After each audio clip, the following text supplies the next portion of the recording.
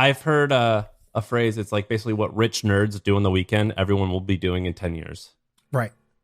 Yeah, and that's exactly what this is. I feel like I can rule the world. I know I could be what I want to.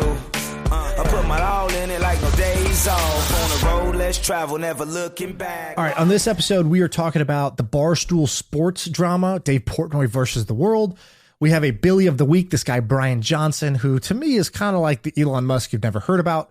We have two business ideas, one around an e-commerce idea, and then another one for restaurant drive-thrus. And then we end with a funny story about this dog walker that went to Sam. And we play a little game called How Much is Pomp Worth, where we guess how much our friend is worth because he just gave back all of his investors their money, and he's just going to invest his own money from now on.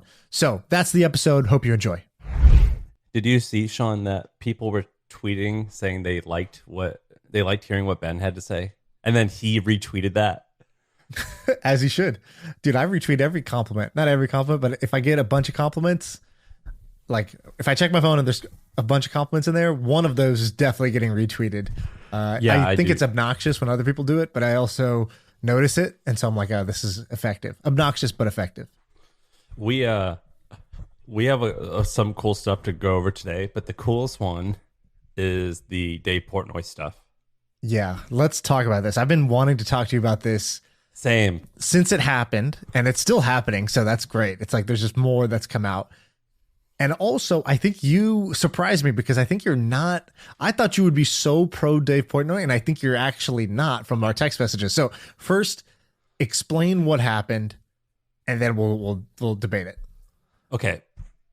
So let's start with, if you don't know who Dave Portnoy is. Dave Portnoy is the founder of a company called Barstool Sports. They're basically known for like smut bro comedy. That's actually pretty genius, and I'm typically a fan of it. It's like if ESPN was drunk, this is the news they would make. Yeah, exactly. That's a great way to describe it. And Dave Portnoy and this isn't an insult, but he's kind of like Trump in that he's like ridiculous and he's got fans that will do anything for him.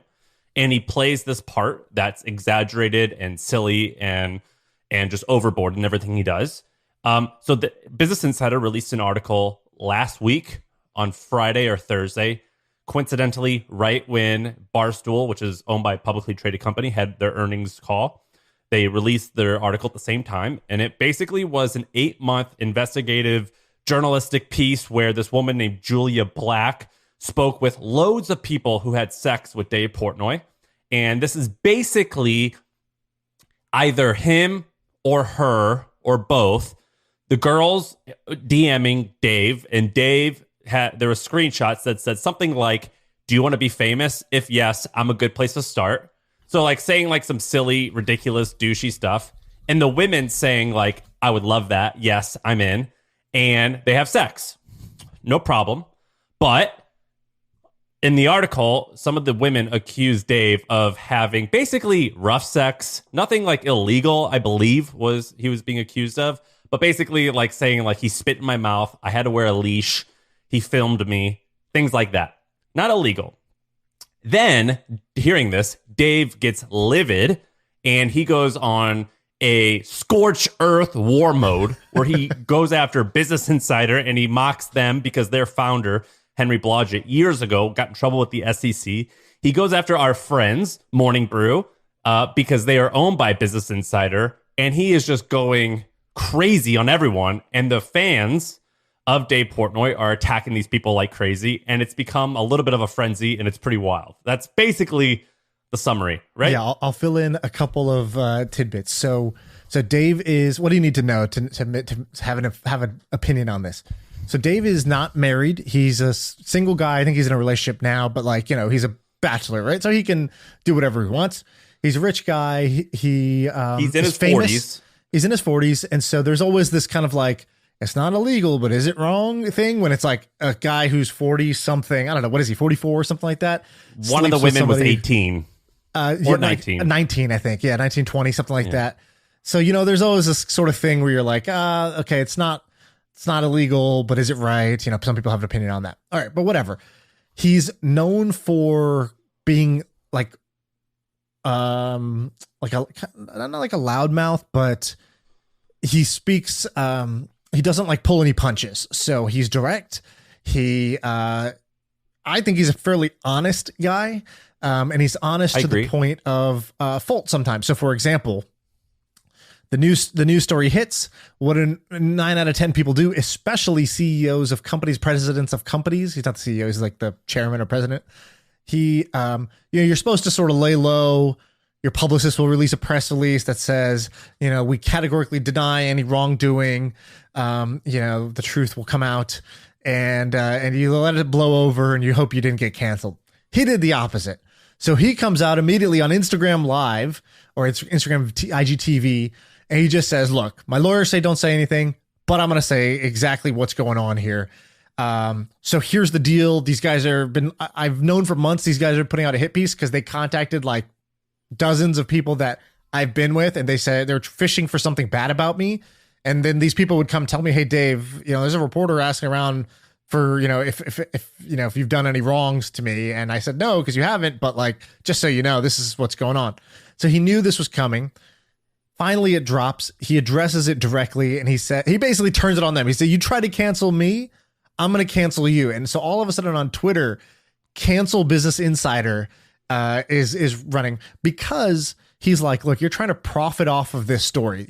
You act like, which is part of the story, which is, this article is paywalled. It's paywalled. And they're sharing it like crazy. They're putting tons of ad money behind this. Come read this story about Dave Portnoy, the bad guy. We are exposing the bad guy. But you just got to pay $9.99 a month if you want to read this story. So he's like, dude, you're using my name and likeness. You made up this story where there's nothing wrong. These are consensual relationships with legal adults. He's like, I feel bad if somebody felt bad after we hooked up and they didn't like me or they didn't like that they did it. Like, okay, that's one thing, but this was a completely legal consensual thing. What are you digging up here? What are you trying to say? And then he goes on the offensive, whereas most people are on the defensive. He goes on the offensive. So he's getting people to cancel their Business Insider membership. He's getting people to unsubscribe to Morning Brew. Unfortunately, a bunch of people started sending death threats to our friend and people who work there, and that's not cool. And he's like, go buy my pizza.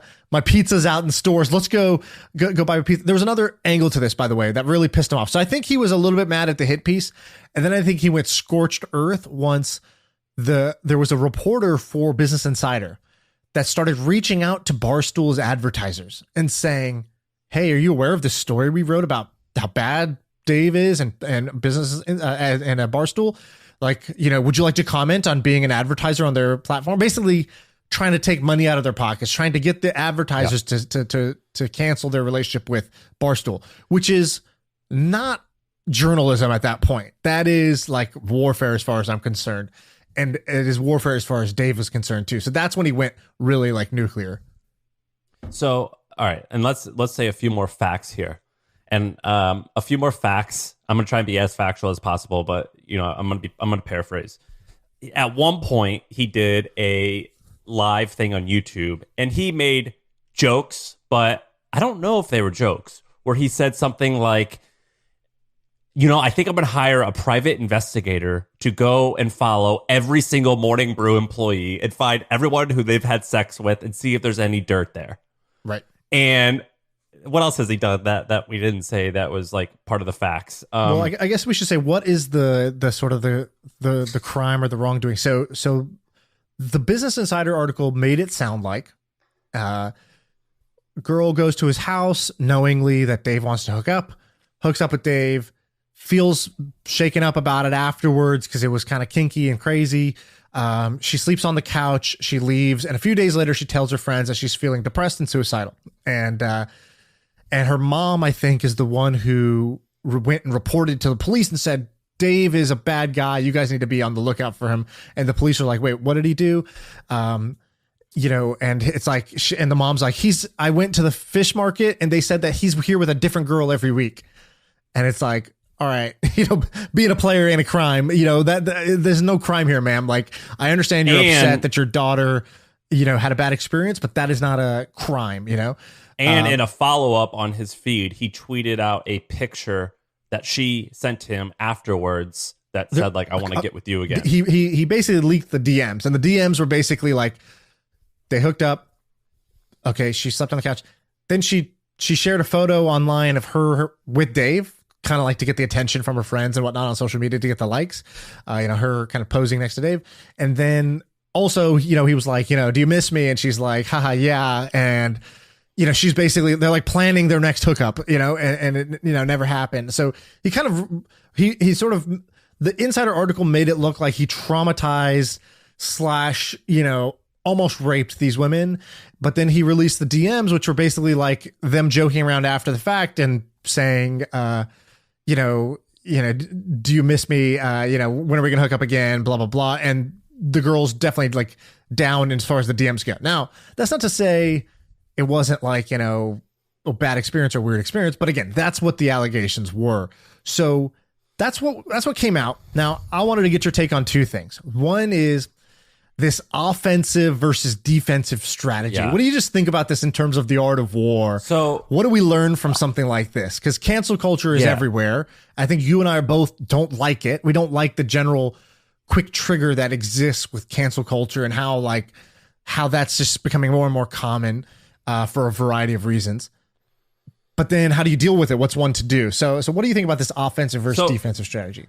There's two parts to the story. There's like the actual deed and things that he's accused of, and then there's the reaction. So in terms of I think from just the article, it's clear he has done nothing illegal. I don't agree with what he did, and I personally, I find it to be a sleazy and unethical move. That said, my ethics don't exactly to hook up with somebody much younger than you, or what bothered you? I think that's weird. Yeah, I think a 45-year-old fooling around with a 19-year-old, I think that's a little weird. But I think that's people's right to be weird, right? Sure, the law, there's a clear cutoff. You could do what you want. Right. You're not putting me in a leash in bed, but if that's your thing, that's your thing. There's that. Who am I to say? I don't want my daughter to be part of that. I don't want my family to be part of it. I wouldn't do that to people, and I don't really want to be friends with someone who does that. So I don't agree with it. I don't want it in my life. But people can do what they want as long as there's adults who are consenting. That's cool. Right. There's a difference between you did something wrong and need to not have your job, or your company needs to suffer and you need to go to jail. There's your reputation needs to be besmirched, versus I don't like that behavior. I don't want to do it myself, and I don't really want to hang out with people who do that. Right. Those are two totally different responses. And what you're saying is more like the second one, which is I don't want to do it, and I don't really think it's cool / I don't want to hang out with people who are doing that. But you're not saying that this guy's a trash bag. Totally. Well, I don't know if do I think he's trashy? Yes, totally. Totally. I do. But there's nothing wrong with that, right? Yeah, Snooki's just because trashy, I don't like it. Yeah, there's nothing wrong with that. Everyone can live their life so long as they don't. Straight bullet here. I don't know why I had to hit her like that. So I do think that he's trashy, but that's his right. You could do that. Now, the reaction, I think, is totally inappropriate. And I think it totally makes him look butthurt. I think it makes him look weak. I think it's a bad move. The reason why it's a bad move is because Dave has fans, and he could be like, well, maybe he could say he's only joking. Maybe he could say, I'm not saying that I'm going to do something bad. Right. But I didn't believe this until I had someone close. So I'm friends with the Morning Brew guys, and I see how they didn't explicitly say this, but I think that they're fearful that something bad's going to happen because Dave's fans are going to go after them. I actually believe that might actually happen. And because of that, I think that when you have that great responsibility and that power of these crazies who will do whatever you say, you have to act careful. And I don't think that he's being careful. I think he's being harmful. Additionally, a lot of the people who work at that company, Morning Brew, it's just like my company. It was like dumb 24-year-olds who are talented, but inexperienced at life and don't know how to handle a lot of stuff because they're still learning. I saw Dave tweet at some of the young people who work there, and I was like, I mean, this guy is just an innocent bystander. He didn't do anything wrong. Why are you making fun of him? I think it was, I agree with you. I think it was a big mistake to go pick on the little guy. He had it right at the beginning when he was picking on the big guy. Oh, Business Insider, you're trying to ruin my reputation. You're trying to hurt my business and my advertising, my revenues and my name, and you're trying to profit off that.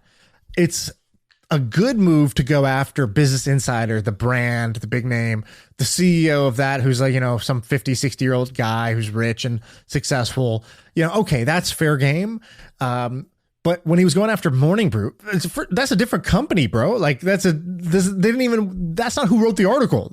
Just because they own this asset, like, that doesn't make any sense. If they own a rental property somewhere, you're going to go deface it. Like, that doesn't make any sense.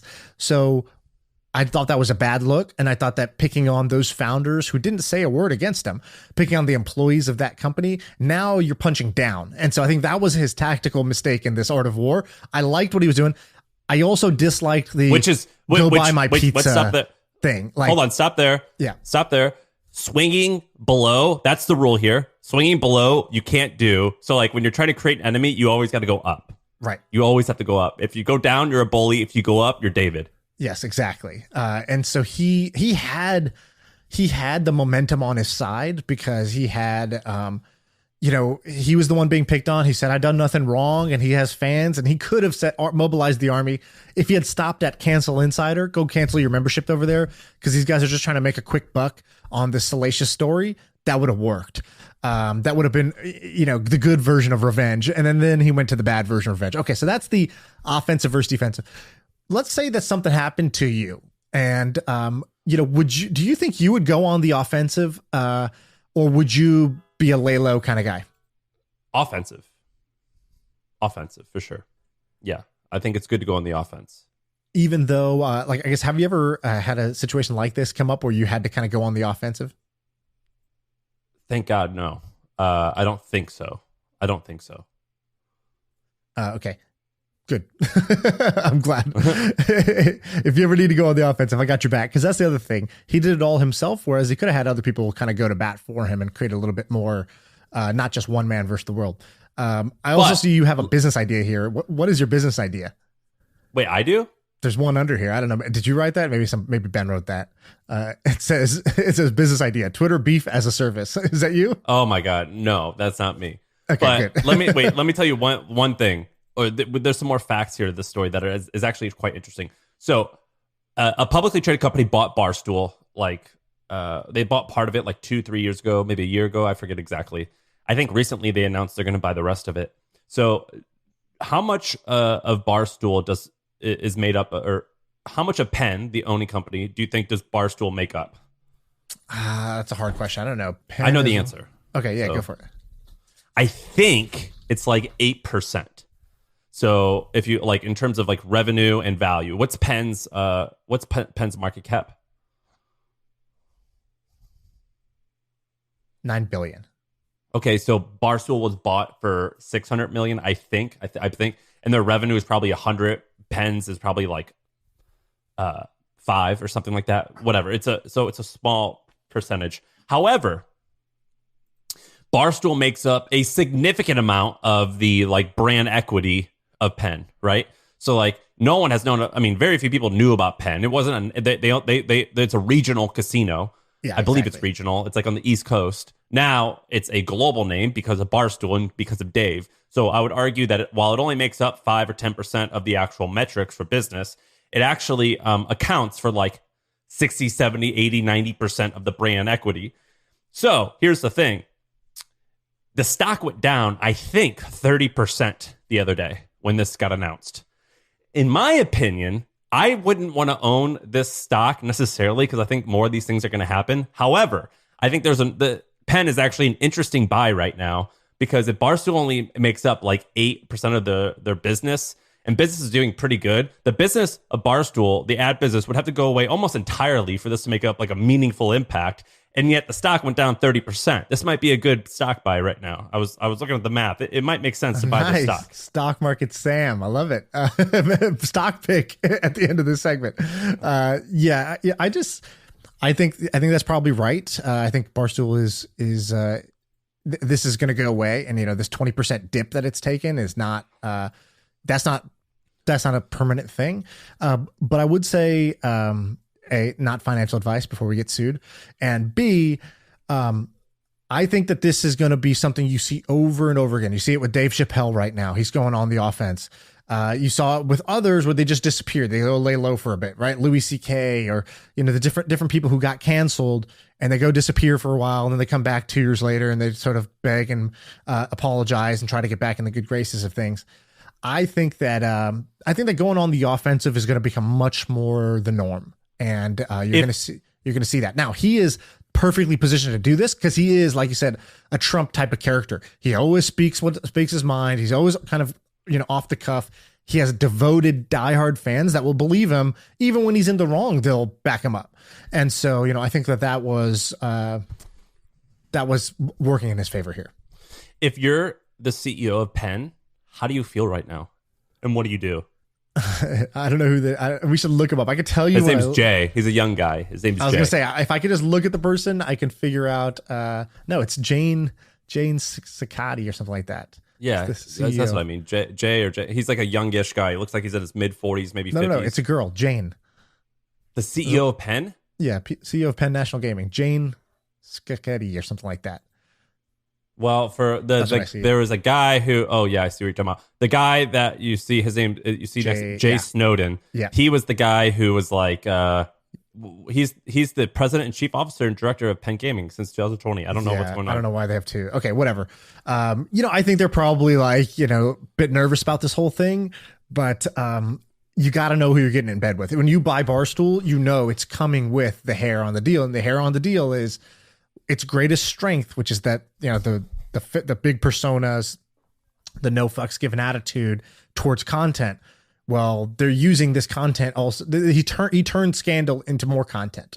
But do you tell Dave to cool it, or do you just stay out of it entirely? You got to have him find the line, right? That's what I'm saying. We're showing some points where he crossed the line in the wrong way. So there's don't turn this into an actual legal problem, and B, make sure you're doing this strategically in the art of PR war here. You need to be punching up, not punching down. You need to be, don't sick your don't have an ugly incident happen. Do you teach him, or do you say, Dave, you cannot do this again, strike one? Are you disciplining him, or are you I think you're good being friendly? You're getting in the car, you're sitting shotgun with him. You say, okay, look, I know how you feel right now. And normally we would say this, but I know you don't want to do that. You don't want to just kind of hide away and let this thing blow over. Okay, we're on board, but let's set some ground rules, right? Here's how we want this to end, right? It's like a negotiation with somebody who's taking people hostage. It's like, how would you like this to end? Do you want to get out of here? Are you trying to hurt people? What are you trying to do? And okay, I can help you get there. You want a pizza? Let me order you a pizza right now. You need a car? You need a getaway car? How about you let someone out, and then I can work on that car for you? That's the way I would be talking to Dave if I was Jane Sicati. Dude, these businesses, when you buy media companies, HubSpot did it with us, and we're not anywhere near as extreme. But when you this whole thing of every company is a media company, when you start getting to that territory, I think it's good. But a lot of people do it not realizing that these are some of the consequences. Right. Yeah, you're in the media all the time. All right, let's do another segment. I got some ideas for you. I want to do some business ideas. So I've been looking at a bunch of e-commerce companies, and I'm in e-commerce myself, plus invest in a couple and just friends with a bunch of store owners. And we look at kind of the numbers, and I look at some businesses that are doing well, some that are not doing well. And I wanted to share with you an idea that I have that I don't know if it's a really dumb idea or a really smart idea. I can't tell you. Okay. You tell me which one you think it is. Okay. So in e-commerce, e-commerce is amazing because there's way less friction. You don't have to go into a car, drive to a store, spend the time. You could be on your phone on the toilet, you're shopping, and you push two buttons and hey, it's going to arrive in 2 days. That's kind of a magical, amazing thing. What's the one downside? Well, for the downside is it's hard to know if the product's any good or bad because you didn't see it, you didn't feel it, you didn't touch it, and you don't know if you could believe the reviews. But even more than that, in the whole one huge category of e-commerce is fashion and apparel. And in that, fit is the number one thing. You're wearing a black fitted shirt right now. It fits you very well, but you don't know, are you a large, an extra large, a medium in different brands? It's always different. And isn't that just kind of a crazy thing that we just don't know what size we should buy? That's the stupidest reason for I think it's crazy. Accounts for 40% of returns or something ridiculous like that, right? I think it's crazy. Returns account for somewhere between, I don't know, 3 and 10%, of revenue for these brands. And then of the reasons for returns, it's not that it was defective. It just didn't fit right. And so how do we solve this problem? Okay, so I invested in this company, Bolt, that does one-click checkout. And it's basically like, hey, why do you have to type your freaking card and address in every single time? If you do it once, we should just let you check out again, saving that. And, you don't have to create an account with every single merchant. Like, does it work for Shopify? So Shopify has their own called Shop Pay, and Amazon has their own one-click checkout. Bolt, the reason it works is because it's for everybody else.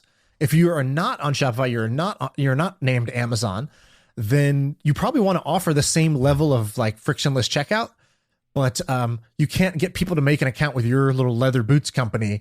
Maybe they made it with this jacket company, and now they should just be able to check out at the boot company, even though the jacket and the boot company are two separate things. All right, so Bolt is kicking ass, and it's a multi-billion-dollar company already, and they made checkout more frictionless. Okay, so how do I make deciding to check out more frictionless? So here's my idea. I think you got to have a brick and mortar location. I think you basically put up pop-up stores. You put up actually like nice kind of showroom style stores in LA, SF, New York. You just go through all the major cities, go to the top 20 cities, and you open up in downtown a fitting booth. And it's called the Perfect Fit or True Fit. And what is True Fit? So you go in, and this thing is going to measure you head to toe using whatever the best goddamn technology is in the world for scanning a body and knowing its exact dimensions, like a tailor measuring your crotch and all that. It's going to basically measure you automatically, when we get like a DEXA scan or something like that. You go lay down in this thing, and it's going to measure you for 5 minutes. And now you have your True Fit. And any store you go to, you could just log in with your True Fit, or it's just saved in your browser and saved on your phone. And basically, it just gives the store it knows what your exact sizes and fit is. And maybe even your preferred fit. Like, do you like things tighter or looser? Yeah. Do you like it, baggy around the stomach or tight around the stomach, right? Like maybe you even have that level of preference. And then every store, it's like an API. So every store would just say, oh, cool. Like, just like we all have the metric system, we have this like standardized system that we can say, oh, I know how to describe the length of my thing, because I can use the metric system. I can use inches or millimeters or whatever it's going to be, depending on which system you use. But we have these central systems. So I think we need one for fit. And I think if you created this, you could just say, you come in, you get scanned for free. And now you're going to have better fitting stuff, better fitting shoes, clothes, jackets, all that stuff on every website you visit. And then you go to the websites and you say, hey, would you like people to return less of your stuff? Would you like them to know exactly what size to get without having to go look at your size chart and then go measure how many inches their chest is? Like, yeah, it's brilliant. Ridiculous. And so now you just ping the system. The system says this person should be a large in your clothing, in your brand. So that's the idea. What do you think of this? So I think it's amazing. Let me one thing. Look up Zozo Suit. ZOZO Suit. One word. I think I've seen this before. It's the motion detector thing. It's like they send you this black suit, right? Well, how does this work? It's a rich guy, right? Didn't this billionaire create this? Yeah. So I'm going off memory. I think it was 4 or 5 or 6 years ago, and it was a guy in Japan. He was a successful entrepreneur, I think, in the clothing space. I think he owned some type of like fast casual Japanese clothing company. Right. And he created this suit, and it was either free or like $5. And basically, it's a bodysuit. So if you've ever seen like behind the scenes of like Lord of the Rings when they're filming on the green screen, or if you ever seen like a bobsledder or something, like how they have the suits that go over their head, it looks like that, but it's all black and it has polka dots all over it. And you put it on, and then you hold it up, your camera up to it, your phone, and it's supposed to like figure out the dimensions of your body. And he was going to mail one of these to like everyone in Japan or something like that, and it failed. I don't know why it failed. I just don't think it worked that great. Yeah. However, are you looking it up? When was that? Was this like 5 now? Was this like 5 years ago? Yeah, I don't know what the time frame is of this, but I remember you told me about this multiple years ago because you were like, dude, I thought it was amazing. Crazy. And so I thought this was such a good idea. And there was people. So I used to go to grail.com. I think it's still going. October 29th, 2020. So last year, 1 year ago, they launched the Zozo Suit 2. So, they're still going with this. I think it's great. And I remember going on Reddit, and I would like on Reddit, there was these subreddits where you could buy and sell like fancy clothing, and I would buy and sell clothing on there.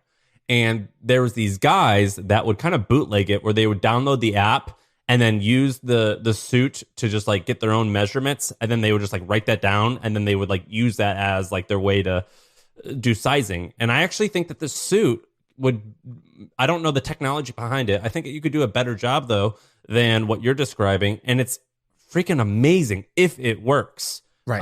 But I don't know if it worked well, but if it does work, the idea of this is awesome. And people were also using it. Athletes were using it for their like body measurements, and you could like use it to see if your muscles are growing or not growing. Additionally, there's this one scale that never really took off, but they had a Kickstarter, and when I saw it, it was amazing, but it was a little too expensive for me to try before it got built. And basically, it was a scale that looked like a normal bathroom scale. You stand on it, but then this arm came out. And there's this arm that comes out the bottom, and it does a loop around your body and like wraps around your body, and it would use a camera to scan your body, and they would tell you all about if your measurements are going up or down. I thought that was amazing. I love those things, and I thought that. Do you remember that scale? Yeah, I know what you're talking about. Was it called like Naked or something? Something like that. Didn't seem to catch on, but. I think there's something here. Yeah, it's called Naked. Nakedlabs.com. And I think I think it's harder to do as a startup. I actually think that this is better to do if you're Amazon or you're Bolt. Like this might be my free idea for Bolt. Hey guys, here's what you should do. You've raised hundreds of millions of dollars. You should, you might have to pour $40-50 million into developing this network of stores that has this technology that basically all day is just measuring customers. But it's also, in this case, it would be driving people to put in their information, so now they can just check out with Bolt anywhere, and you're on file. But you'd not just have their payment info on file, but you'd have their size info on file. So now I would buy so much more stuff. Bolt becomes more valuable to every merchant because it not only stores payments, but it has their customer fit information. And I also think that this is not the easiest thing. So it's not just about scanning the body, because you actually kind of need to see how the clothes fit on somebody. So you'd almost want, if you're going to do this perfectly, and I don't know if this is a good idea or not, but you'd almost want like 10 shirts that are like the stock shirt fits. And it's like, okay, try these 5 on. Yeah, that looks good on you. Do you like how this fits? Yes. Okay. You are a size medium, specifically this many centimeters. All your measurements are here, and you prefer the fit of X. So we know how to translate that now to any brand, how any brand can use that against our standardized measurement system. And so I feel like this is kind of an impractical idea, but I just wish it worked, because it would reduce friction so much in shopping. It would make people way more willing to shop and way less returns. We asked Mark Laurie. Mark Laurie was the guy who started Jet.com, sold it to Walmart for many billions. And we asked him, what's an idea that you would work on right now if you wanted to sell it in $100 million in 2 or 3 or 4 years? Actually, this was it, right? This is what he said. And this was it. He goes, the number one problem, the number one cost that our company has at Walmart.com, the third or fourth or second most popular e-com website in the world, the number one thing is returns due to bad sizes. So if you figure out a way just to help us save that just a little bit, we would pay a whole lot of money for that. Right. And, you actually could do this where you could, if you weren't techie, you 100% could just open up small shops that were like $2,000 or $3,000 a month in rent, have 2 tailors there, and then go out to some of the bigger retailer brands and be like, hey, will you put our logo on your site and help us? And there's scrappy ways to do this. You might be able to partner with existing stores, and you just have like a booth, and you have an agent there who can do it. So you may not even need the space. But all right, that's one idea. Okay, let me give you another idea. Future of shopping continued. So I don't remember where I heard this, but I heard somebody's talking about this, and it was like a no-brainer moment for me. Okay, so we all know that software keeps getting better, robots keep getting better, and it's sort of like, what's going to happen to all these trucking jobs if they're self-driving trucks? What's going to happen to all these retail cashier jobs if like the Amazon Go store, where you just walk in, you pick up an item, and you walk out, and it just knows from what you picked up off the shelf how much to charge your Amazon account, right? Like, it's kind of amazing. And I think those are 2 of the most popular jobs in America, is truck driver and retail cashier. And so, okay, what is like even further down this? So here's an easy one that I thought was kind of cool. Restaurant drive-throughs. So restaurant drive-throughs, you know, you pull up, you roll down your window, and they say, "Oh yeah, welcome to McDonald's. What can I get for you today?" And you're like, you know, and let me get the number 3. They're like, you know, what do you want to drink? Blah blah blah. So why does Do you know what a number 3 at McDonald's is? A number 3 at McDonald's? I'm gonna go with a double cheeseburger. What is it? I think it's a double cheeseburger or a quarter pounder. Number 1's a Big Quarter, Mac. it's Number probably 2, a quarter pounder. Number 2 is the 2 cheeseburgers. That was my order. And I think number 3 is quarter pounder. See, I'm more of a chicken sandwich kind of guy, so that's what I get. I think That's it's like a 7 or 8. I think. Yeah. Yeah. There's like the shitty fried one. That's like the 8. And then there's like the kind of like less fried one. The artisanal one. Yeah, the artisanal one with like a tomato on top. Now you're healthy. So the idea here is like, why does that person have to be in the store? Like they don't. They don't, right? Like we have Zoom. We're doing this podcast in 2 different cities, you know, 100 miles apart. Why isn't that person just at home on Zoom, just taking orders from me in every location? But dude, there's no downtime. Okay, we talked about this before. There's these things that look like Segways, but with like an iPad screen on it, and there's like a woman who you can like talk to, and she's like rolling around the store. Those have never taken off. They've never taken off. They've never taken off. I know why, by the way. We had one in our office. So we had like one of the initial prototypes. Right? It's called the Double. It's called Double Robotics is the name of the company. And at first it's like, oh, wow, this is cool. Like you could be working remotely, but you're the remote manager and you're just wheeling up behind people's desks and you're like, hey, how's it going? And then they turn and your face is on the iPad. And like for real simple reasons, it doesn't work, which is like, it can't go upstairs. So if you have like any stair in any part of your office, they just like can't get there. I can't like open doors. You know, so if you have like a meeting room, it can't get in. Like the iPad would die, and it's like, fuck, iPad's dead right now. Okay, we're gonna have to go charge this. Never mind, just call me. And like that happens 3 times, and then you just start skipping the robotics thing because you're like, just call me, dude. Like we always end up on the call anyways for one of these 5 reasons, and so just skip that whole step. So it never really took off. But it was too complicated. It was too fancy. The drive-through thing, you don't even see the person anyways. They're literally just a speaker in the wall. No, they're just a speaker in the wall. When you give them money, you do. Yeah, because that's a separate person, right? That's their other job, you know? That's like they do this other thing, you know, and while they're trying to give you their change, they're talking to the next person in line.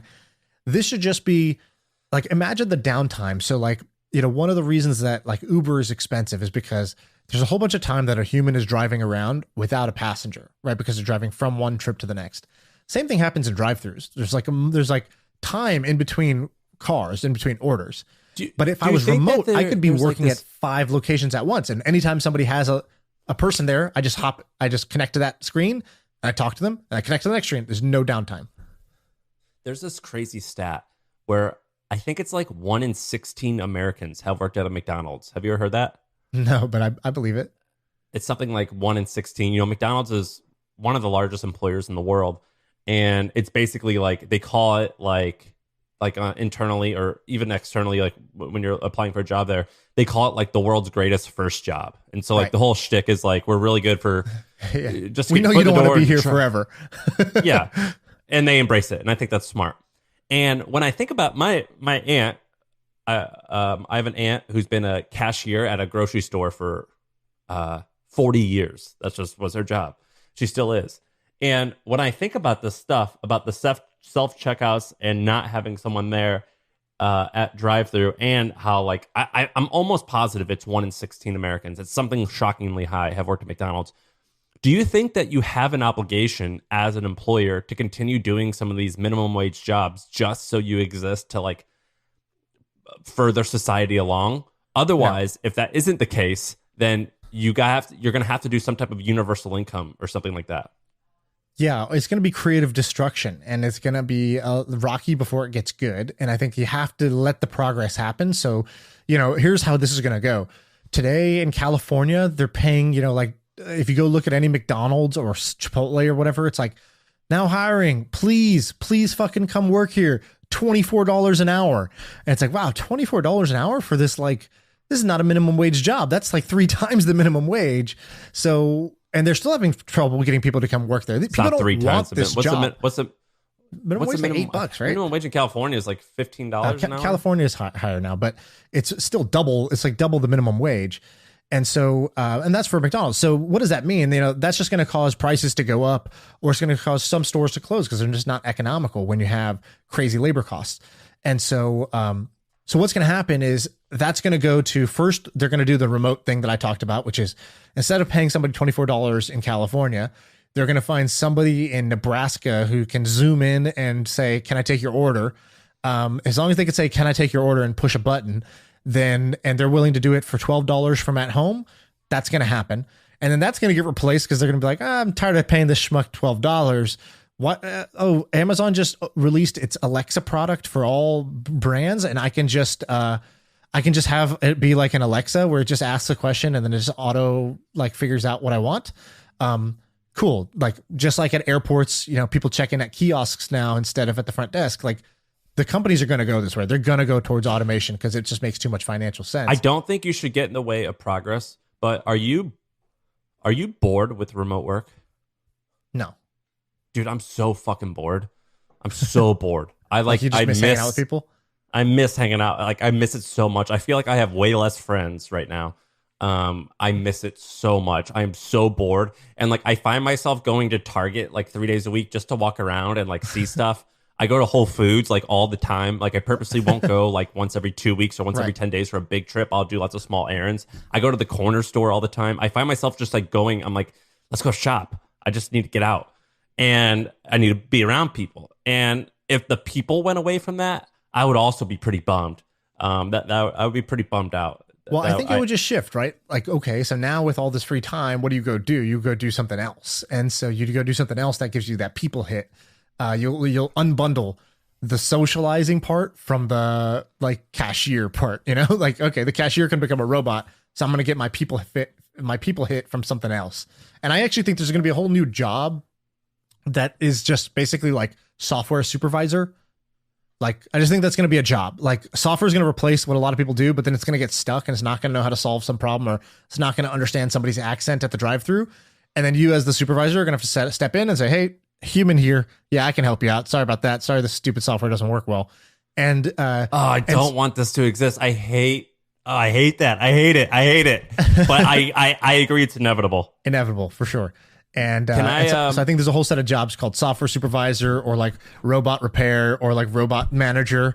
You're just going to manage robots. It's what is my job? I used to have to walk around and pick up these things. Now this machine in this warehouse goes and picks up everything. I just have to watch the machine to make sure it doesn't hit something else. And if it gets stuck or it needs, some grease, I go grease it because I'm a robot manager. That's what I do. And that's going to become the normal job. Yeah, I agree with you. I think it's going to happen. Can I show you something cool really quick? Yeah. What else you got? All right, Ben, hit it. $1 million isn't cool. You know what's cool? $1 billion.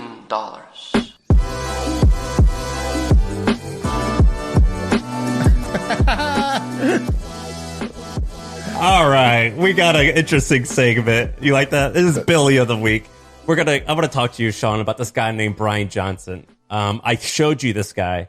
Let me give you a little bit of background about who this is, and I'm not actually going to talk about his business. So Bryan Johnson started a company called Braintree. If you are an entrepreneur or you work in e-com or anything that takes payment, Braintree is, you probably know what it is. It's a payment gateway. It's basically Stripe but different. He bootstrapped the company for a long time, raised a little bit of money once it was already quite successful, and then sold it for a huge amount of money. And this was 5 years ago, I believe. They also bought Venmo. Braintree sold it to PayPal. And if I had to guess, at this point, he's probably worth at least $1 billion. That's how much money he made. I think he sold it for 6 or 7 or 800 million. Yeah. It was 300. He sold it for 300. A few hundred million. Yeah. So something like 300, more like 300, I think. Oh, got it. Okay. So he's in the range, maybe. He's very wealthy. So this guy is incredibly interesting because he just launched something called Blueprint. So if you go to blueprint.bryanjohnson.co, his name is Bryan, Bryan, Bryan Johnson. He's doing something pretty amazing. Basically, he's spending all of his time right now trying to lower his biological age. So his chronological age, his real age, I think is 45. His biological age is 35. And he's measuring all 70 plus of his organs. He's measuring explain all this, type. Nobody knows what this is. What the heck is so chronological age is the number of years you're alive, right? That's what that is. Yeah. And then what biological age is what? Yeah. So frankly, I'm not entirely aware of how they measure it, but I know that I have one I use this site that Huberman, who was on our podcast, promoted. It's called Inside Tracker, and it tracks your blood and different parts of your body, and it tells you what your biological age is. And I think they do that by looking at the averages. So, but frankly, I'm not sure. But they basically, like, you can be 50 years old, but have the body of a 40-year-old. Right. And this biological age thing, it's like a standard way of measuring, but I don't know what all goes into it. And by the way, you were right. 800 million is what he sold it for. Okay, so I'm on 800. So you were right about that. So let's go to this guy's thing, which is, by the way, this guy's doing something else too. He's basically creating like a Neuralink, which is like the same thing Elon Musk's trying to do. It's like a brain interface. It looks like a helmet, and you could like think something, and it happens. Exactly. So you could think it can just read your brain waves, and it can cause something. It can type out a text message off of a thought. That'd be the dream or the idea. And this new thing is this blog where he's basically measuring everything in his body. And he said, LeBron James said he spent $1.5 million a year to improve his body. I'm spending more than that. I've developed all the tests. I've got as much money as you could possibly have. My whole goal here is to lower my biological age. And I test all my organs. And when I test them, I put all the results here so anyone could do it. And he lists his diet, his workout, everything. And he listed his diet. Let me just read what he had for breakfast.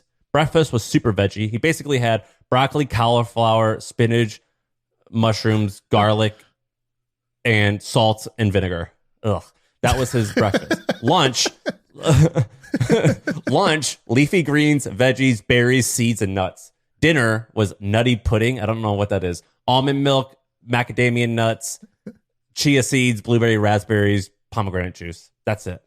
And then he lists all of his supplements, and there's dinner, like 20 of them. Children's hemoglobin, like horse serum. Like this guy's. Yeah, he's like eating like crazy stuff, and he's jacked. So he's 165 pounds. He's probably only 5'10", 6 foot. So he's not like huge, but he's, I think, 6% body fat. He has his body fat all there, and he has like all of. I don't know how you can click through this and you could see all of the attributes to each organ and things like that. So I don't understand a lot of it, but it's incredibly fascinating. And I think it's fascinating because A, I just think this is interesting, but B, I think I've been saying this for a little while. I think what this guy's doing is going to be very common, not in 5 years, but like maybe in 15 or 20 or 30 years. And the reason why I've always thought that this is weird, and this is like the biggest problem, one of the biggest problems we have as humans, is basically, how often have you heard the story of like person just found out that they have cancer and it's like stage 5, stage 4, whatever. Had they known, it could have been cured. Yep. And it's freaking crazy how reactive we are to health and not proactive. And so I actually think that what he's doing, which is proactive, it's going to be the future. I don't think it's going to be this extreme because like I've always said this, like even though like, drugs are bad, like you still got to get fucked up sometimes. So you can't be eating fucking macadamia nuts and shiitake mushrooms every goddamn meal. Like, you know what I mean? You got to have some cake and like some tequila once in a while. So like, I'm down to get fucked up once in a while, but I do think that like, this is pretty cool. This is amazing. I can't believe I haven't seen this before. So it's new. I think it's like 2 months old. This is one of the most amazing things I've ever seen. I'm just clicking through it right now. And like, I don't even want to do this podcast. I want to go read all of this, and I want to see what's amazing, right? So I totally agree with you that the future looks more like this than it does like today. So like it is crazy that we don't know what's going on inside our own body. In fact, there's a question that you can ask yourself, which gets you to think a little bit differently and see the world a little differently, which is in 50 years, like today, all right, let's say we look back 100 years ago. So 100 years ago was the year 1920. And how many things in our day, how many things that they did back then would just seem so primitive, right? So it's like, okay. Wait, did you just say 50 years ago was 1920? 100 years ago. So 100 years ago is 1920, right? So let's say 100 years ago, I don't know what's, I don't know the exact timeline of things, but like, 1920, like, World War I had just happened. Yeah, so smoking was far more common. You could advertise cigarettes to people. You could smoke anywhere you want. So that was quite common. Like there's a whole bunch of things. We- So all the things we do, like if I look at my day today, it's like, well, nope, there was no internet. There's definitely no cell phone. There was definitely no, I don't even think there was, like, I don't even know, like, could women vote? Like, I don't know when all these things happened, but like it the world. It was just happening right around then. World looked very different. Let's put it that way. So world looked very different, and but it felt completely normal at the time. And so if you go forward, you say, okay, cool. So then, you fast forward to today, and then you go forward 100 years. So, when I look back and I see slavery, I say, wow, that's crazy. I can't believe that was okay. Or, when the Holocaust was happening, I can't believe people just stood by while that happened. And it's like, what are the Holocausts of today? And it's like, I think, so for example, I believe that people will look back and be like, you just killed animals all the time. You just murdered them for food. Like you murdered them for lunch for that number 7 at I don't McDonald's. think we're gonna do it. We're not gonna necessarily do it about that. But I think what they will say is, so you would just like raise these chickens, like a million of them under this barn, and they would be shitting on each other, and like you just like, or these cows, they're like born into this pen, and straight from the pen they go straight to the butcher where they're killed as veal. Like you treated them that way, so the mom never. Like I think that we're gonna be like, I can't believe you treated. I think that's how animals this way. people are starting to feel that now, right? That's like where like a lot of the kind of vegan plant based stuff comes from. As you see what's going on a farm, you're like, this is horrible, horrible from a moral, ethical level. Like I, for example, my wife's vegan, and I was like, yeah, okay, like I get it, like killing animals to eat them is probably not good, right? That is killing a live thing, and I love my dog, and if I spend time with like a horse, I kind of like love that horse too. Like cows, like like they're not that far, they're not that different, right? Like, yeah, I guess I could see how if I had to like think about it emotionally, that would feel really wrong. Okay, but what about, just like having milk and eggs? It can't be that bad, right? Like, what's wrong with milk? And I love cheese. What's wrong with cheese? And then they showed that, like, earmuffs, if you're sensitive, you can't handle the stuff. But basically, the way that the videos I was watching that were like how they get milk is like milk. Basically, a cow gives birth to a baby. They then separate the baby from the mom. They put it like nearby enough where the mom can hear the baby crying for milk, but it can't reach it. So the milk gets produced like at this like much higher rate or whatever. And crazy. First of all, to even get them pregnant, they like artificially inseminate them. They like basically like rape them with their arm with a plastic bag over it. And they just keep them pregnant year round. So they're just constantly pregnant in order to constantly be producing milk. And then they're constantly taking the babies away to cry. And then they go kill the baby for food. And then they let the mom just keep milking. So it's like, yeah, it's a pretty messed up thing. Like if once it's pretty hard to I'm down to kill them to eat them. I would like to treat them a little nicer before we kill them. What I'm saying is that's going to be like that's going to be seen like I like my house slave. Like I treat them well. Like I feed them. Like, no way. I think that's how it's going to be seen 100 years from now. I think the way we treat animals nutty, today, dude, we've been eating animals since the beginning of time. I don't think that's going to change. It's going to change. You're on drugs. I think we're going to treat them nicer. Sure. You are on drugs. It's going to change because we're going to have a good substitute, which is lab grown meat. So people are going to be able to make the same steak you want without killing the animal. And then in that case, killing the animal is going to look absolutely barbaric. It's going to be only a hobby sport. It is not going to be the way you feed the population. So God, I think you are so wrong about this. Okay, fair enough. But there is a thought experiment that I believe that in 100 years, I think we are going to treat it. I think we're going to treat them better. I totally think that. That's why I'm trying to buy it. Yes, before we murder them. Yeah, dude, I'm higher up in the food chain. I'm going to eat you. I think I've been trying to buy a cow here. Have you ever, you could buy like a whole cow. Like you can drive to the farm here in Austin and like see like the farm, and then you pay like $10 or $8 a pound. Yeah, and you can like buy the cow. And I've been trying to do that because I think that's a good way to do it. But I haven't. Anyways, so my point is, you can think of a whole bunch of things. One, what else is going to seem barbaric? I think the health thing that you're talking about right now, which is that you don't know what's going on in your body at any given time. Like it's fucking crazy. It's fucking crazy. They're going to be like, so you were just winging it? It's like, yeah, we go to the doctor like once a year and we just say, hey, is everything all right inside? When's the last time you've been to the doctor, bro? Dudes don't go to the doctor. Men don't go to the doctor. I haven't been to the doctor in like 5 years. I made an appointment and I missed it because I was late. I'm late to everything. I'm late to this podcast. I was late to the doctor and he wouldn't take me. I haven't seen a dentist in like 20 years. for sure. A dentist, you can miss me with that. So there's basically like, you know, there's no point. but I'm down to have like some chip in my body or some blood sensor that's like, I want to at all times know what's going on in my body. I just don't want to go to the doctor. So that's going to be seen as crazy that it's like people who, you know, it's like if you go drive around without a map or something, it's like, whoa, you renegade. We're going to be seen as the ultimate renegades for having just like lived life. I agree. Not knowing when there's cancers and blood diseases that are just floating around in our body and like, hope we caught it in time. You know, we didn't. That's too bad. You know, it's crazy to me. So have you heard of the Mayo Executive Health Clinic or health checkup? I've been thinking about doing it. It's like, I'm going to do it. I'll do it with you. Explain it. It's like $5,000, right? Let's use our NFT money and do it. So basically, let's do that. It's $5,000 or $6,000, and it's posted by the Mayo Clinic, and they have locations in probably where's Mayo, Indiana, I think Notre Dame. Is that Notre Dame? And I think they have another one in Arizona. Yeah, there's Arizona, maybe California. I don't think there's one in California. I think Arizona is the closest one. Is it Arizona? But describe what it is, because I didn't know about this until a buddy told me, and I was like, oh shit, yeah, we should do that.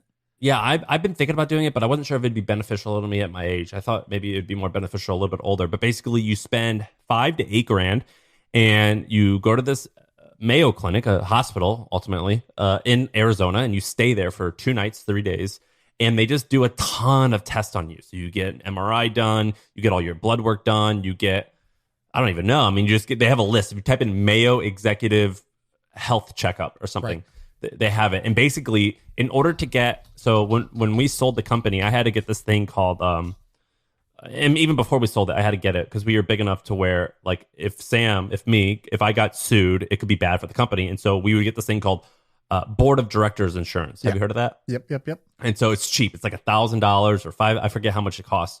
And if you're a little bit older, or you're unhealthy, I think sometimes you have to get one of these things done in order to qualify for that health insurance or to get a discount on it.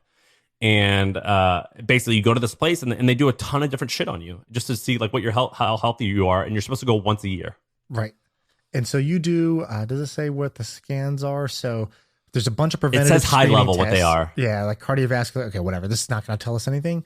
But they test for like, I don't know, like metals in your body or like other shit that like you don't get at the normal doctor. And it sounds like, you know, over the top. Like I wouldn't really think about it, but the person who recommended it, they were like, hey, like, you know, we're now like all like 30 plus and like, you know, shit happens, like hopefully not in your 30s, sometimes in your 40s, getting to your 50s, 60s, 70s, it becomes like a probably type of thing. And they're like, you know, we've been fortunate to make some money. Like the best use we can do of our money is health. And so like, let's just do this thing. Let's just do it every year. We'll make a fun trip out of it. And let's go get this screen done. And like, let's just stay in. Yeah. He's been trying to get Ramon to do it. I'll do it. I'm going to do it. Yeah. So we should book this thing. So let's go back to this Bryan Johnson thing. Okay. So he is basically monitoring his body at an extreme level. And it looks like he's basically measuring the health and age of his organs, of his individual organs. And then he's looking at, if I take this, you know, 30 micrograms of melatonin before bed, how does that affect X? It's like, you know, the quantified self nerd stuff, but on steroids, on like, this is like the most extreme example I've seen of it. It's the most extreme example. I don't think it's a good way to live because like it's you probably don't have that much joy. No. This isn't for the normal person. This is for the human population needs like 0.1% of the population to be this weird and do these tests and push the boundaries and like live in the future. Like there's that phrase. I forgot what it is. I have a simplified version of it. The simplified the complicated version is like the future is already here. It's just not evenly distributed. But I just say the future is already here. It's just not everywhere, which is like the simple way of saying that, right? Like it's like, this guy's living in the future. We're just not all living in the future right now. Like the thing he's doing, we will all know this level of detail about our bodies. I've heard a phrase. It's like basically what rich nerds do on the weekend, everyone will be doing in 10 years. Right. Yeah. And that's exactly what this is. This is amazing. And have you seen a picture of him? Look at his, like, look at him without a shirt. By the way, this is like, yeah, he's insane. So he's 6 feet tall. He's 40 something years old and he has 3.5% body fat. He's insanely ripped, but he's also he did. not like, and he said that wasn't optimal. He goes, that was too low. So I went back up to like 6.8. Yeah. It's pretty Me sick. too. Click that video. I found 6.8 to be too low, pic- so I went to 26. Yeah, right. Look, there's a picture of him. There's a video of him dunking or like jumping up there. Have you? Like, he looks great, man. This guy looks super good. He is, to me, like, Elon Musk gets a ton of worship because it's like, wow, you're the genius billionaire inventor, and you like say dick jokes, like you're my hero.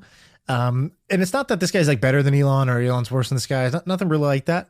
But man, I love finding these guys that are like, they're not like, they're no different. Like, this guy is just as smart, has been super successful. He is absolutely ripped, which, like, someone like Elon has not been prioritizing that. You could tell. So it's like, this guy lives a different lifestyle, but it's like, this guy will have 1/1,000,000th the fame of Elon Musk right now. You know what I mean? Like, if I go look this, Elon Musk, dude, I think he's got 2,000 followers on Twitter. I'm going to DM him. Yeah, like, we should have him on because I think this guy's fascinating. And like, we've actually talked about it before, by the way. We did him as Billy of the Week before this because he told the story about door-to-door sales. And I went on this long rant about door-to-door sales and how I thought that was like an amazing hack for hiring anybody who's done well with door-to-door sales. So Elon Musk, 63 million followers. Bryan Johnson, I think he's like 2, 3, 4, 5,000. Yeah, like, let's see. He's at 27,000. So he's not nothing, but 27,000 for 63 million is I think he got a bunch because he went on the Lex Friedman podcast and that like really boosted him. But yeah, he's basically like, 1,000, more than 1,000 times less famous. But I think these types of people are like way more accessible, way more interesting to learn from, and just more fun to be a fan of than just being a fan of, the Yankees type of thing. Yeah. All right, let's get him on. This guy's fascinating. He's very interesting. And Ben, by the way, he's a Mormon, right? So Ben, you're Mormon. basically related to him. Ask your cousin if he'll come on then. Yeah, don't you know him? All I can say is I'll see what I can do. Yeah, you definitely have a cousin. Who, Isn't there like a group chat, like basketball camp with him or something? All 15 million of us, one Mormons? group chat. Yeah. Yeah, like your social network or something. You surely have something just for this. We do have a social network, actually. No one uses it, but we do have one. What is it What's called? it called? I don't even know. Just Tabernacle or something. It's an app that was made by the church. Outdoors. By the church. It's called Nature. Yeah. I'll look that can be next episode. I'll tell you all about the church app. Just call him. Sounds like a business Send him a opportunity. text. If the Mormon social network exists, but nobody's really using it, I feel like all you got to do is, airdrop some tokens and all of a sudden people will be using this thing. Like, by the way, did you guys don't own, by the way, just ask Mitt Romney for an intro. He knows him. Shit. Yeah. there's definitely a group chat for like the successful, super successful Mormons. The Yeah, 100 million and up definitely. Mormons. They all took the blood oath. Sam, What do were you saying, know what an Shaan, airdrop about- is? No, I see everyone talking about it and I'm too afraid to ask. Okay, so basically an airdrop is this amazing thing in crypto where you just wake up and then there's thousands of dollars in your wallet that you didn't have the day before. And so that's what happened yesterday is anybody who owned what's called a .ens, the Ethereum name service, which is basically like you could have .com, .org, .io. Yeah. There's a .ens now. And so like when I did my crypto week, I was like, oh, I want to have my namespace in the on the blockchain, like in the Ethereum world. So I created a .ens How handle. much money did you get? So I got like $4,000 yesterday just for having, and I only have one. I have friends that have like hundreds of these names. They made like $50,000, $100,000 yesterday. What? Really? You bought this thing like I paid $100 in gas fee or $200 of gas fees to get my name, and that thing paid off with like a $4,000 airdrop. So basically the organization that's behind this, they created their own token yesterday that will be used to like vote on how this thing works. So like in the domain world, there's like ICANN, you know what I mean? Like it's this committee called ICANN, and ICANN gets to decide when there's a new domain, Which is bullshit. like .photo or .business or Dude, .biz or ICANN whatever. is such bullshit. So that's the governing body, right? And so with the crypto world, it's decentralized. So the way it works is everybody who owns a name gets to vote, So if you're a user, you get to vote. And so how do you vote? You vote with your tokens. And so they airdropped a bunch of tokens to everybody. And so everybody made a bunch of money. Nobody's going to care about the vote. It's like reading the privacy policy of a website. You're just like, yeah. Agree. Sure. I'll vote with the majority. No problem. Just give me my free money, please. But this happens all the time in the crypto world. Is if you own an asset, the group that made that can airdrop more tokens to you. And those have some market value associated with them. Like that happened with Bored Apes. If you had a Bored Ape, they airdropped you this potion that you could give your ape and turn it into a mutant. And that potion and the mutants, basically it just like doubled the value of whatever you own. So you owned a thing that was worth, I think the cheapest one right now is like 150,000. So at the time they were like 50,000, and people were basically getting a free $10,000 to $20,000 item airdropped to them by the organization. It's kind of insane. Now that Bitcoin's 67 grand, how much of your net worth is in crypto? I don't even calculate it anymore. Like, I don't know. I don't keep over track 50%. Probably. Yeah, probably. Cause I basically started it. My goal was to put in 25%. I think I put 20 in, and then it started going up so much. I stopped at 20, and I should have just gone all in. I should have gone all in like I believed, and I should have gone to 80%. What do you think Pomp has? How much crypto do you think he has? He says he was 90% crypto, but I don't think he had a ton of money at the time. And the question I have is, like, he then started making easily a few $1 million a year over the last, let's say, 3 years. I wouldn't say easily a few. I would say 2 years. I would say $2 to $3 million a year if I had to guess. Right. So that's a few $1 million a year for the last couple of years. So that's like, let's say, after taxes and all that good stuff. Let's say he got another $4 or $5 million bucks out of, all of his content, sponsorships, and all that good stuff, courses, that sort of thing. The question is, did he convert all that into Bitcoin as he was going, or did he hedge? If he converted it all, that means he's got. If I was gonna place a guess, I would say that if he had, when he was earning that, Bitcoin's gone up about 5x since then. So if you had $4 million, it's gone 5x. That's about a $20 million stake in that part, not including whatever you had before that. So I would guess the guy's net worth is probably, I'd set the line at $30 million, the liquid net worth, not That's including good. Not including the ownership of startups startup investments that he made that are speculative and illiquid at the moment. Yeah, I mean that'd be a home run. But I could be off. Like, what do you think? Would you guess that? I'd probably say lower if I had to guess. I've got no information. If I had to guess, I would say 15. 15. And I think when he started before he was Pomp, the brand name, a lot of it depends on what was your base, right? So he said in his article, he wrote this amazing article about how he's quitting. That was really fun. Strong. And it was a great article. You shared it as just great writing. And I agree with you. I think you shared it. Yeah. And it was really good. And so basically Pomp came on our pod a couple times. We should have him on again. And he is this personality who has a Substack, has a podcast, has a fund where he raised, I think, $100 million. And he basically, was it 100?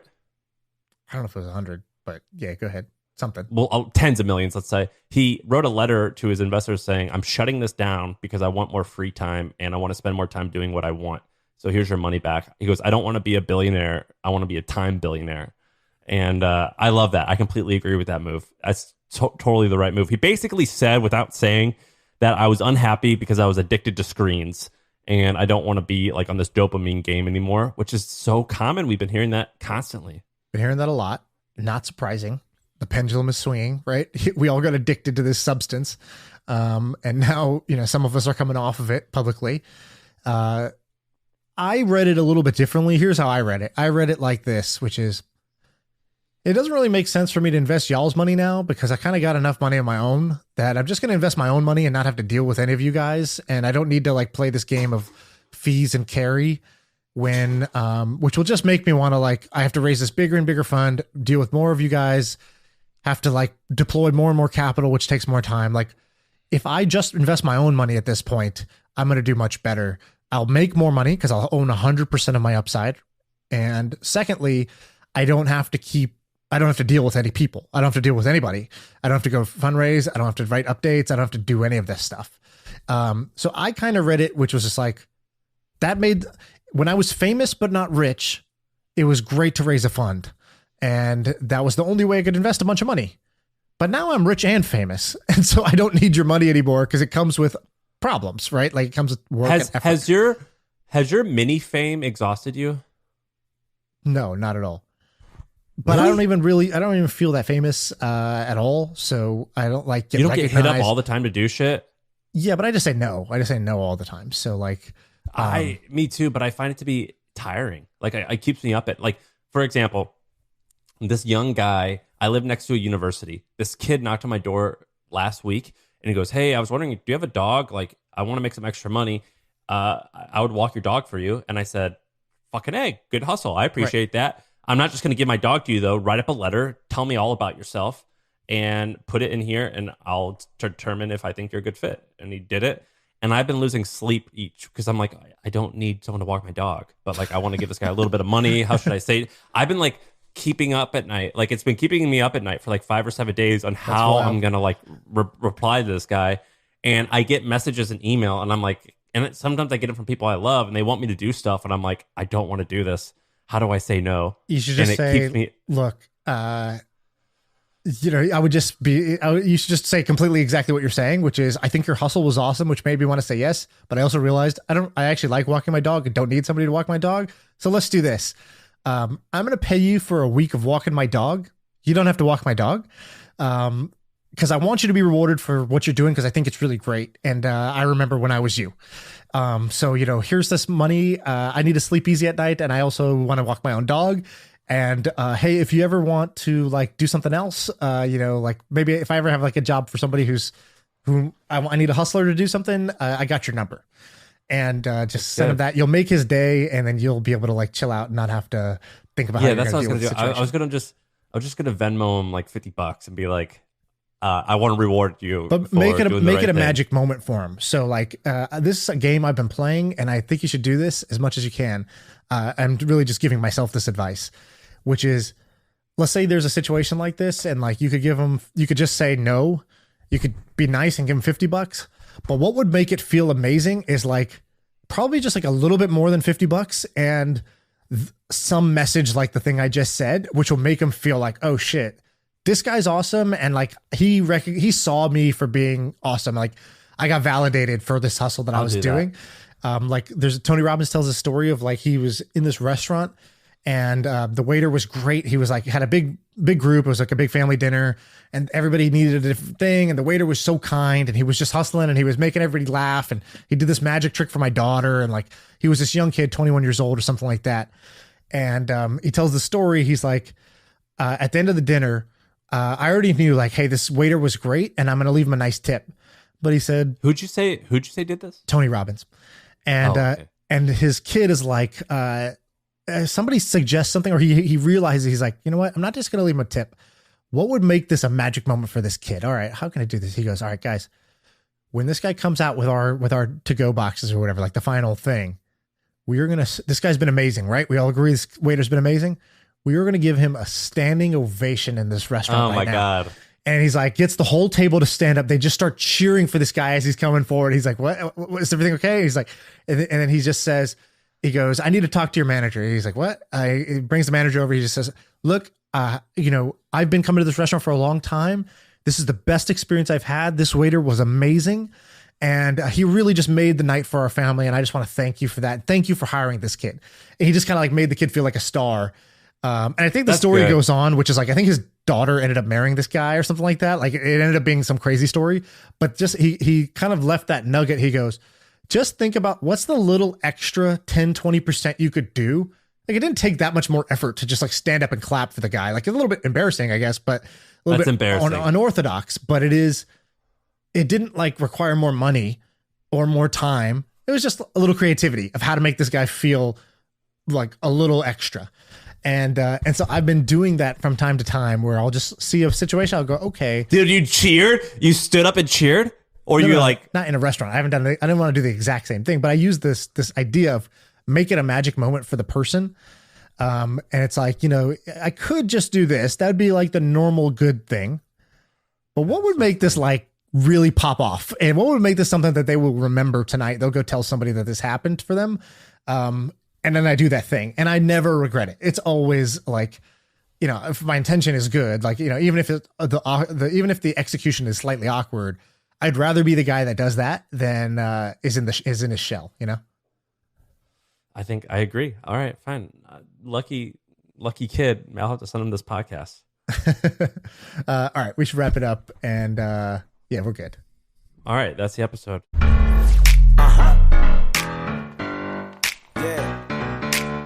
I feel like I can rule the world. I know I could be what I want to. I put my all in it like no days off. On the road, let's travel, never looking back. Like,